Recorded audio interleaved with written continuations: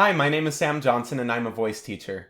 I'm going to be reacting to and analyzing Queen performing Radio Gaga live at Wembley in 1985.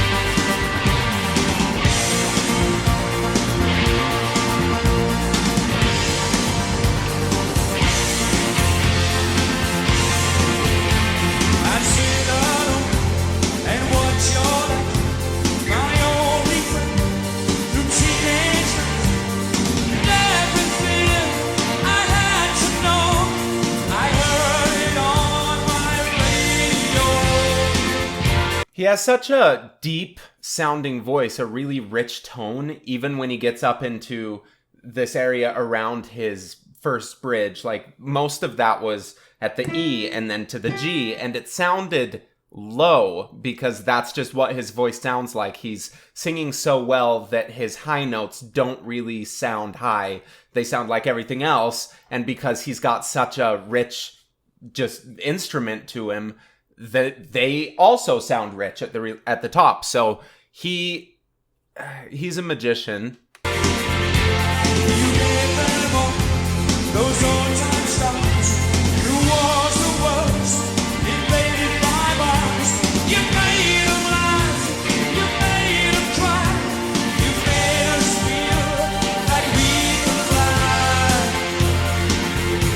So I've seen people commenting, wanting me to talk about Freddie's overbite. And I think that he said that people, I haven't seen the movie and I'm not an expert on this. I could be completely making this up, but I think that he refused to get work done because it would change how his teeth and his mouth shape and everything just, he wouldn't trust it. I think just looking right there, it seems like he's dropping his jaw in a way that I always try to get my singers to drop their jaw, where it's more of just a down and back, because your jaw works on a hinge like this, and you can force it down like this, and that's where you start feeling the little space between your ear and your jaw open up, and that's too much.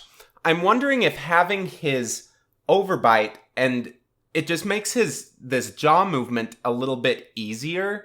Maybe there's a smaller distance. It definitely changes how this works, and that's one of the main ways that you tune formants is by your jaw and tongue positioning. And if that's just in a completely different place than most people, of course it's going to affect the sound. And that's why every single person walking around has a unique instrument. They're going to sound like themselves. We have a lot of control over it. I mean, we can make ourselves sound like other people. There are impersonations and things like that you can do because we have a lot of control in there. But just at a baseline, he's got a different instrument, and that's going to change what his overall sound profile is. It's probably going to change what it feels like.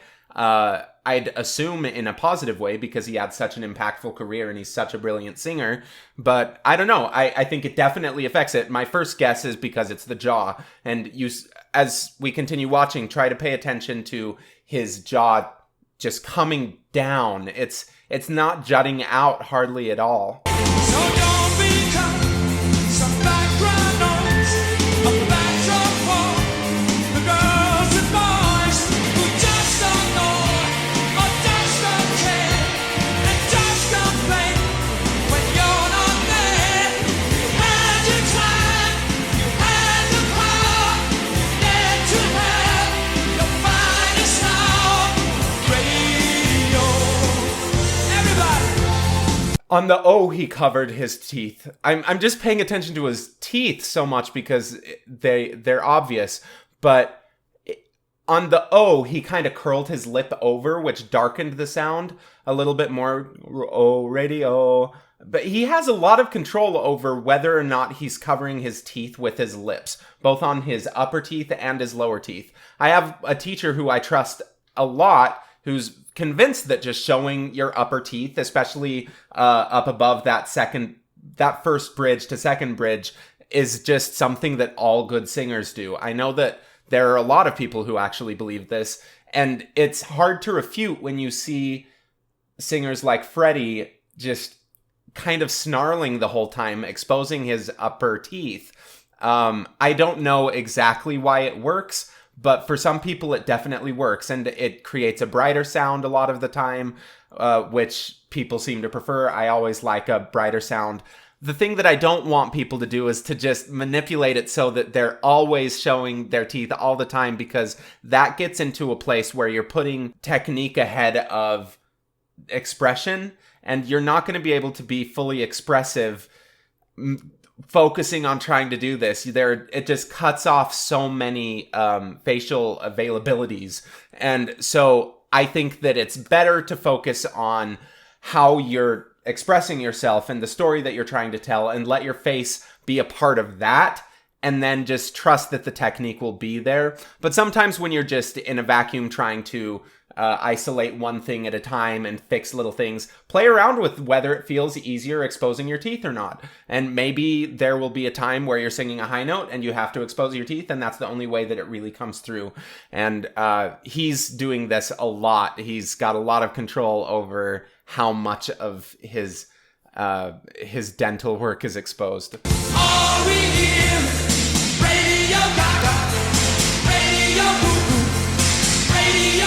Gosh, that's a lot of people. All we hear is Radio Gaga, Radio Gaga, Radio was you, Radio. I also think he has a lot of control, or a lot of room to manipulate how wide he's going with his mouth like this, because he's also not jutting his chin out. If he was jutting his chin out a lot, that would really engage the pulling chest mechanisms that we have. But he's not really doing that. And so he's able to just do this wider vowel. His jaw is still back. His tongue is still forward.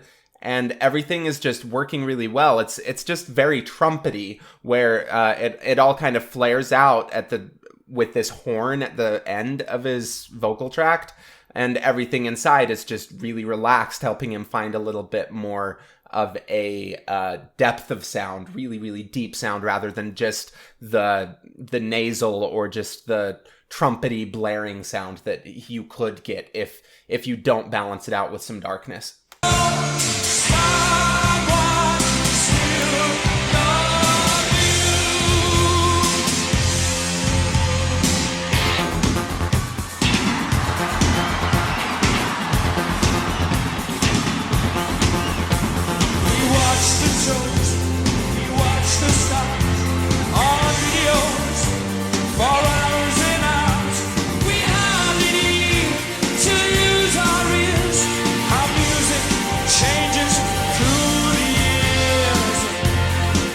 Such a consistent sound, and just sounds effortless. So it doesn't look like he has effort, but he has intensity and he has passion with it, and everything is just straight out. It's not like he's judging the sound before it comes out. He just knows what he's wanting to say and how he's wanting to say it, and it comes out, and it comes out on the right pitch. But then when he gets into this really intense part, it just comes out harder. It's not like he's getting in here saying, okay, I need to do this and this and this in order to make this sound happen. No, he's just trusting that this intensity is the most important part, and if his body needs to create a different sound in order to express that intensity, he has the tools to do that. But he doesn't have to think about how to use the tools. He just has to trust his body, and then it'll do it. And it's because he's past that I think you're able to connect with him more than some other singers who, maybe some amateur or not as legendary singers, get a little bit more stuck with judging their sound and trying to manipulate it and trying to control it, rather than letting it happen, trusting that you've put in the prep work, that you have a really good machine that you can use, and then just going with it and driving. It's like you don't think about how every little bit of your car is tuned when you're driving it, but once we start singing, we start thinking about how every little bit is tuned, and it makes it impossible to get past that, and you just can't be expressive, and he is always past that.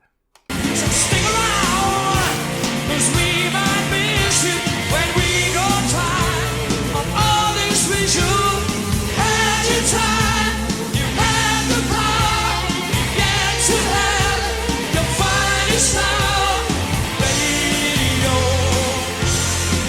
And then on that A to A sharp, he goes a little bit thinner with it, and he opens his mouth really wide, which is very common with a lot of rock singing, and it's because it gets your tongue out of the way, and so often our tongues just want to grab and help out the process of singing, and they just don't need to. They're not very good at helping it. It's much better to just let the tongue relax as much as is possible. He went into that place where his tongue just kind of slid a little bit forward. He still had that wide type vowel, and then he just thinned out. He wasn't trying to pull weight up to be heard or to be more present. And because he did that, it actually remains consistent. And his high note doesn't sound weaker than the others, than his low notes, because he didn't have to engage more. He didn't have to power through anything. He was able to just hold on to what was working for a lower note with the amount of resistance that he's getting from his vocal cords. So he's just not changing it very much as he's moving between all of these notes. All that's really changing is the pitch. And because of that, he has this great consistency of sound. It's really cool. All we hear is Radio Gaga, Radio Goo, Radio Gaga. All we hear is Radio Gaga, So many Radio Goo, Radio Gaga. All we hear is Radio Gaga, Radio Gaga. Radio was you, radio. Someone still love you.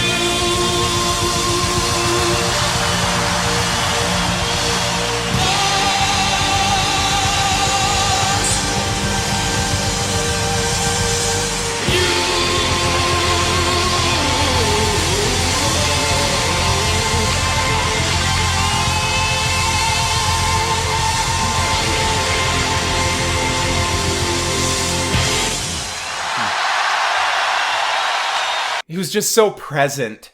There was not a moment while watching him that I thought that he was concerned with anything outside of what was happening right there with his movement. There wasn't a single time where I thought that he was thinking about how to sing or concerned with what the result would be, but instead was just asking for it to be himself and to be authentic and just trusting that that's enough.